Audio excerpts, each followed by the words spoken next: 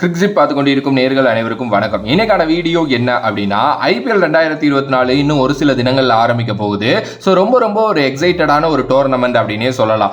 22ஆம் தேதி சிஎஸ்கே ஆர்சிபியோட ஆரம்பிக்கிற மேட்ச், அப்புறம் தொடர்ந்து வந்து பார்த்தீங்க அப்படின்னா ஒரு திருவிழாவா நடக்க போகுது. பட் ஆனால் ஐபிஎல் சைட்லேருந்து ஷெடியூல் வந்து பார்த்தீங்கன்னா ஏப்ரல் 7ஆம் தேதி வரைக்கும் தான் விட்டுருக்காங்க. ஒரு 21 மேட்சுக்கு என்ன சொல்லியிருக்காங்க அப்படின்னா, அந்த எலெக்ஷன்லாம் வரப்போகுது இல்லை, அதனால அதுக்கப்புறம் நாங்கள் வந்து ஐபிஎல்லோட டேட்ஸை வந்து அறிவிக்கிறோம். ஃபர்ஸ்ட் லெக்கா இந்த ஒரு 21 மேட்சஸ் நடக்கும் அப்படின்னு சொன்னாங்க. இன்னைக்கு எலெக்ஷன் சைட்லேருந்து வந்து பார்த்தீங்க அப்படின்னா சொல்லிட்டாங்க. எஸ், கிட்டத்தட்ட வந்து ஏப்ரல் ஆரம்பிக்கிற எலெக்ஷன் ஆல்மோஸ்ட் அதுக்கப்புறம் நடக்குது. மே ஜூன் அது மாதிரி வந்து போய்கிட்டே இருக்கு.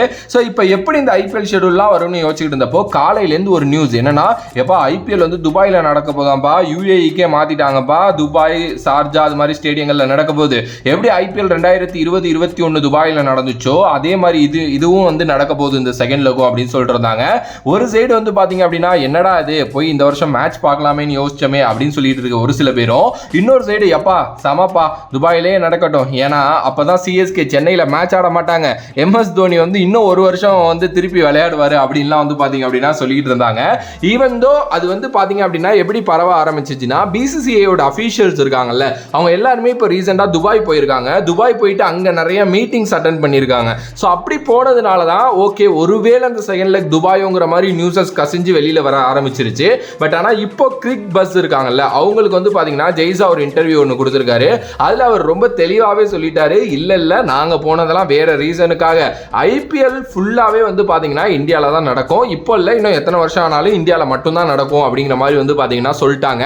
எஸ், இதுக்கு முன்னாடியே வந்து சொல்லியிருந்தாங்க, இந்தியன் பிரீமியர் லீக் அப்படிங்கிறது வந்து இந்தியால நடத்தப்படுற லீக், இந்தியன் ஃபேன்ஸுக்காக நடத்தப்படுற லீக். ஓகே, ஒரு சில கோவிட் காரணங்களால மட்டும்தான் அதை நாங்கள் வெளியில கொண்டுட்டு போனோமே தவிர வேற எதுக்காகவும் கிடையாது, இதுக்கப்புறம் இந்தியாவில் தான் அது நடக்கும் அப்படிங்கிற மாதிரி சொல்லியிருந்தாங்க. ஈவன் தோ இந்த ஃபர்ஸ்ட் பிக்சர்ஸ் விடுறதுக்கு முன்னாடியே ஒரு சின்ன வார்த்தை ஆட் பண்ணியிருந்தாங்க, இதுக்கு முன்னாடி இது மாதிரி எலெக்ஷன்ஸ் வந்திருக்கு, அந்த டைம்லேயே நாங்கள் இந்தியாவில் நடத்தியிருக்கோம், ஸோ அதுக்கு ஏற்ற மாதிரி நாங்கள் பிளான் பண்ணிப்போம் அப்படின்னு சொல்லியிருந்தாங்க.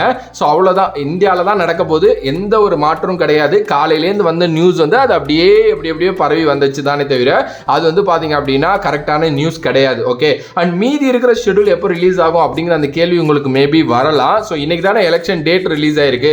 ஸோ அதுக்கு ஏற்ற மாதிரி வந்து பார்த்தீங்க அப்படின்னா இதுக்கப்புறம் வந்து இன்னும் ஒரு மேபி ஒரு 3 to 4 டேஸில் இல்லை ஐபிஎல் ஆரம்பிக்கிறதுக்கு முன்னாடியே வந்து பார்த்தீங்கன்னா பிக்சர்ஸ் வெளியிடறதுக்கு நிறைய சான்சஸ் இருக்கு. பார்க்கலாம் என்ன நடக்க போகுது அப்படின்னு சொல்லிட்டு. ஸோ உங்களோட கருத்து ஐபிஎல் 2024 பற்றி என்ன? நிறைய தோனி ஃபேன்ஸுக்கு இது கொஞ்சம் வருத்தமாக இருக்கும். ஏன்னா அவங்க எல்லாருமே எப்பா துபாய் போயிடுச்சுன்னா அப்போ தோனி இன்னொரு வருஷம் விளையாடுவா இருப்பா அப்படின்லாம் நினச்சிட்டு இருந்திருப்பாங்க. அவங்க எல்லாருக்குமே இது வருத்தமாக தான் இருக்கும். பட் பார்க்கலாம். ஓகே, ஸோ உங்களோட கருத்தை மறக்காம கமெண்ட் பாக்ஸில் கமெண்ட் பண்ணி, if you like the video please like, share and subscribe to நம்மளோட கிரிக்ஸிப் சேனல்.